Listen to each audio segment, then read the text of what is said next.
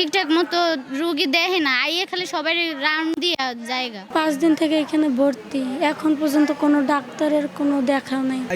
এখানে 2 minute 2 second দাঁড়াই আবার আরেকখানে প্রায় 12 লাখ মানুষের চিকিৎসা সেবার একমাত্র ভরসা স্থল বরগুনা জেনারেল হাসপাতাল। এখানে 55 জন চিকিৎসকের পদ থাকলেও কর্মরত আছেন মাত্র 14 জন। তা দিয়ে খুঁড়িয়ে খুঁড়িয়ে চলছে হাসপাতালটি। লোকেদের অভিযোগ, হাসপাতালে চিকিৎসকের শরণাপন্ন হতে হলে অপেক্ষা করতে হয় ঘণ্টার পর ঘণ্টা। ভর্তি রোগীরা দেখা পান না চিকিৎসকের। একই অবস্থা উপজেলা অন্য স্বাস্থ্য কমপ্লেক্সগুলোতেও। ঠিকঠাক মতো রুগী দেখে না, আইয়ে খালি সবাই রাউন্ড দিয়ে জায়গা। 5 দিন থেকে এখানে ভর্তি, এখন পর্যন্ত কোনো ডাক্তারের কোনো দেখা নাই। এখানে 2 মিনিট 2 সেকেন্ড দাঁড়াই আবার আরেকখানে রুগী কোনো কথাই শোনে না।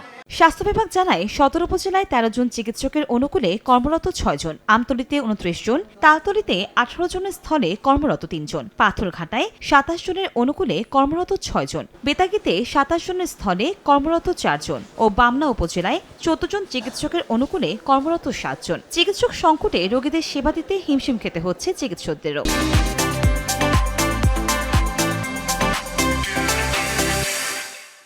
চিকিৎসা সেবা দেওয়ার জন্য আমাদের যত সংখ্যক মেডিকেল অফিসার থাকা দরকার তার তুলনায় আমাদের সংখ্যা অনেক কম। উপজেলাতে যেহেতু ডাক্তারের সংকট, অনেক সময় বিভিন্ন উপজেলা থেকে সংযুক্তি দিয়ে কাজ করে হাসপাতালে, এবং যে জন্য হয় যে আসলে দুই দিক ব্যালেন্স করতে চেয়ে দুই দিকই সমস্যা হয়। তবে চিকিৎসক সংকট নিরসনের চেষ্টা চলছে বলে জানান সংশ্লিষ্টরা। ঊর্ধ্বতন কর্তৃপক্ষ বরাবর আমরা চিঠি দিয়েছি, আমাদেরকে আশ্বস্ত করেছেন যে যথাশীঘ্র সম্ভব আমাদের এই চিকিৎসক পদায়ন তারা দিবেন। যে পদে নাই এগুলো সুনির্দিষ্টভাবে উল্লেখ করে মন্ত্রণালয়ে যোগাযোগ করছি, পত্র আদান প্রদান চলছে। আশা করি অতি শীঘ্রই এই সংকট নিরসন হবে। বরগুনার সরকারি স্বাস্থ্য কেন্দ্রগুলোতে গড়ে প্রতিদিন প্রায় 3000 রোগী চিকিৎসা সেবা নিতে আসেন। এছাড়া জেলার স্বাস্থ্য কেন্দ্রগুলোর 480টি শয্যার অনুকূলে গড়ে প্রতিদিন রোগী ভর্তি থাকেন প্রায় 700।